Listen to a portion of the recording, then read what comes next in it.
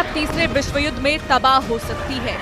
Putin के करीबी ने दावा किया है कि जिस तरह से अमेरिका और नेटो रूस को बर्बाद करने में जुटे हैं, उसे देखते हुए रूस मजबूर होकर अमेरिका पर परमाणु हमला कर सकता है।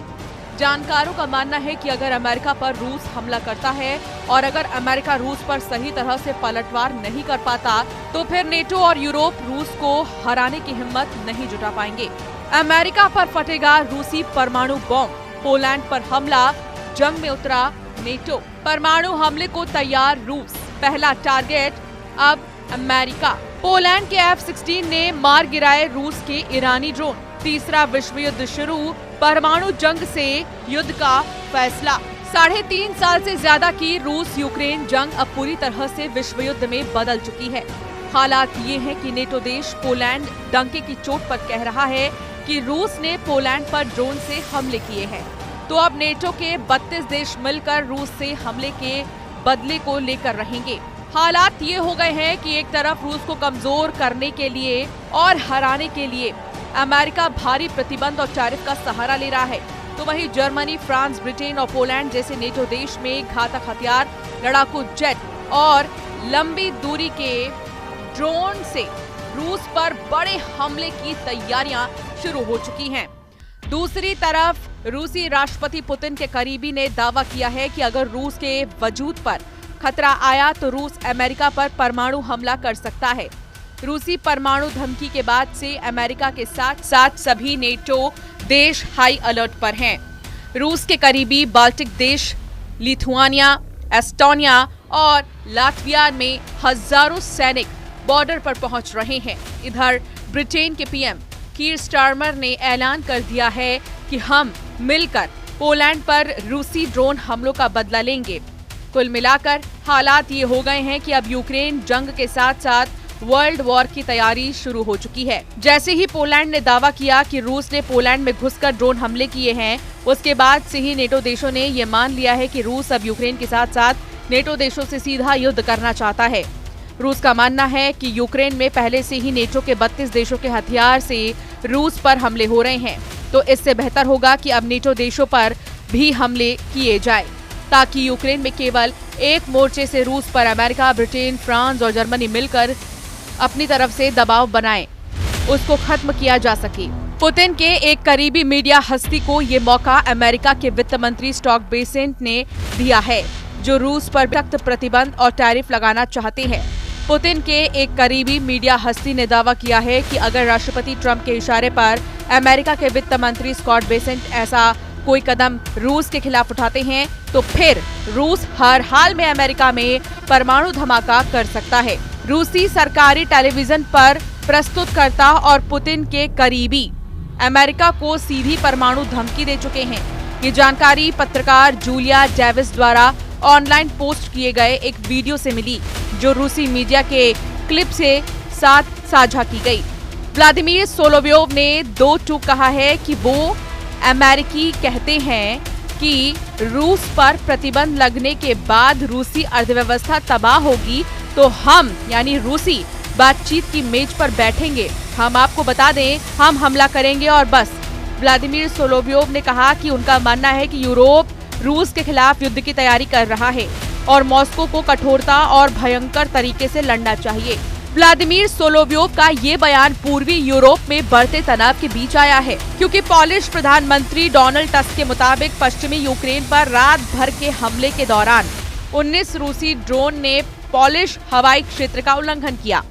पोलैंड ने राष्ट्रीय सुरक्षा के लिए खतरा बताते हुए औपचारिक रूप से नेटो के अनुच्छेद 4 का इस्तेमाल किया है और अपनी पूरी हवाई ताकत झोंक दी। इधर दूसरी तरफ पोलैंड ने अपने F-16 जेट से रूस के ईरानी ड्रोन शाहिद 136 को हवा में ही मारना शुरू कर दिया है, जिससे रूस ने बर्बर हमला कहा। रूस ने दावा किया है कि रूसी ड्रोन हमलों का टारगेट यूक्रेन था, न कि पोलैंड।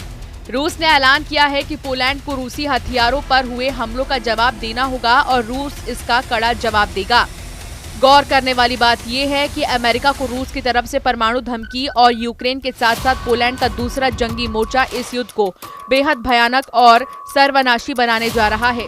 क्योंकि पुतिन ने भी एक हफ्ते पहले ही बयान दिया था कि अगर रूस के खिलाफ यूरोप ने और मोर्चा खोला तो रूस न सिर्फ बड़ी जंग से यूक्रेन पर कब्जा कर लेगा बल्कि यूरोप और नेटो देशों को भी कड़ा जवाब देगा। ये अंदाजा लगाना बेहद मुश्किल है कि अगर परमाणु जंग छिड़ी तो कौन देश जीतेगा, लेकिन इस वक्त रूस ने अपने तेवरों से साबित कर दिया है कि रूस यूक्रेन में अपना मिशन पूरा करने के लिए किसी भी हद तक जाने को तैयार है।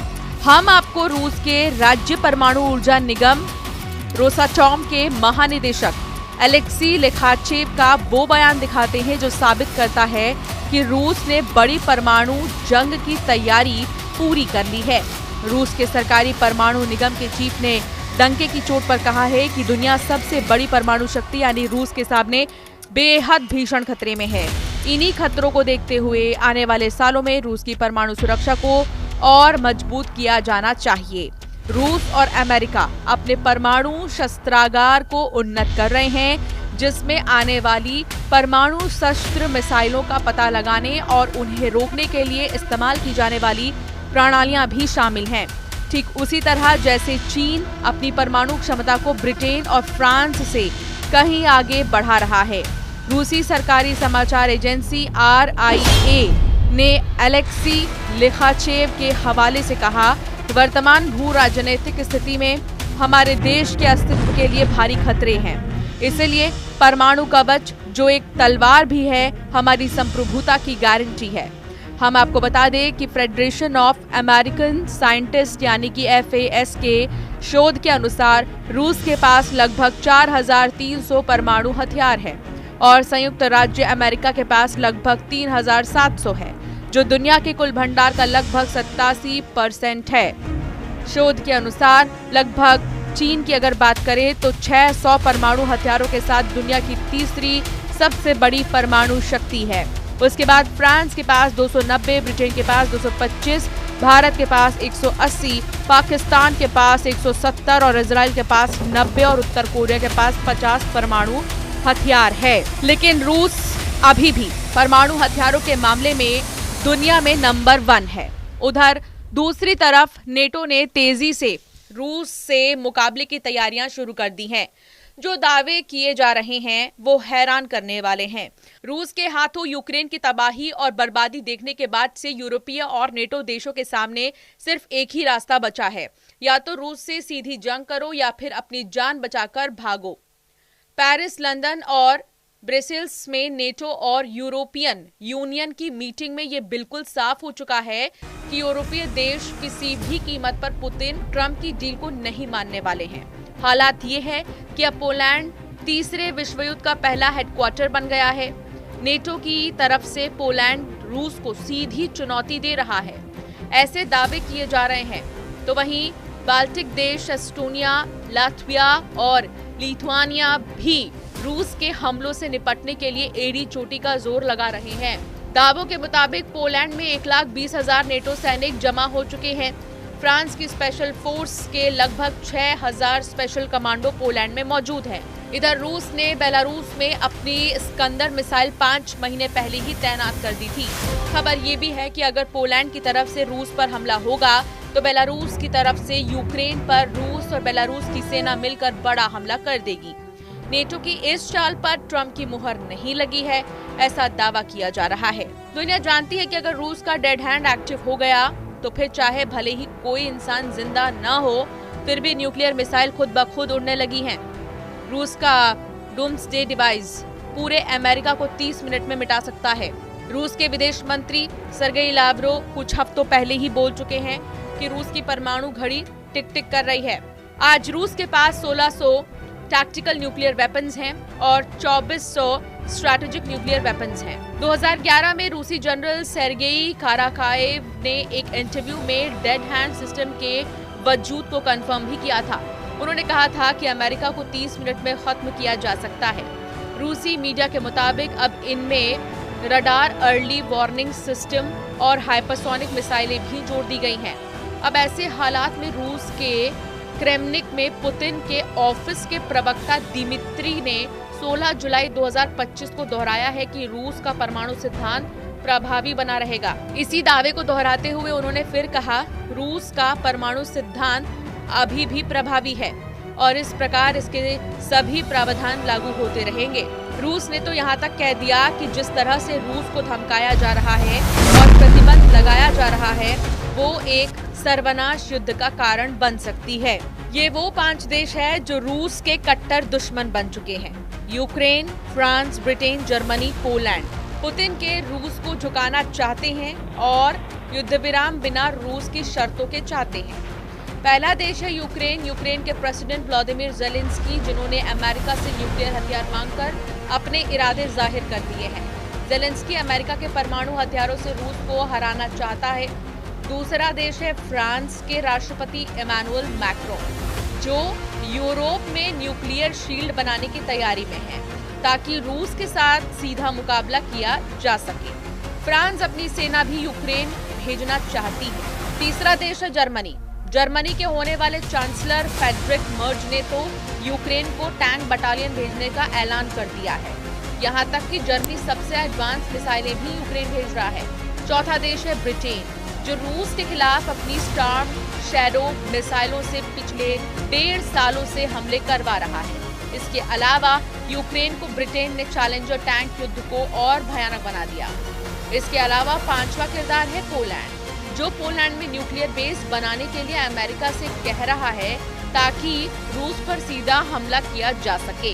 इन 5 देशों में से किसी के भी इरादे शांति के नहीं दिख रहे, बल्कि ये रूस से टकराने के लिए तैयार हैं। यूक्रेन बनाया जा रहा है। इस बीच इन 5 ने मिलकर पेरिस मीटिंग में फॉर्मूला निकाला है जिससे यूरोप में हथियारों का प्रोडक्शन बढ़ाया जाए।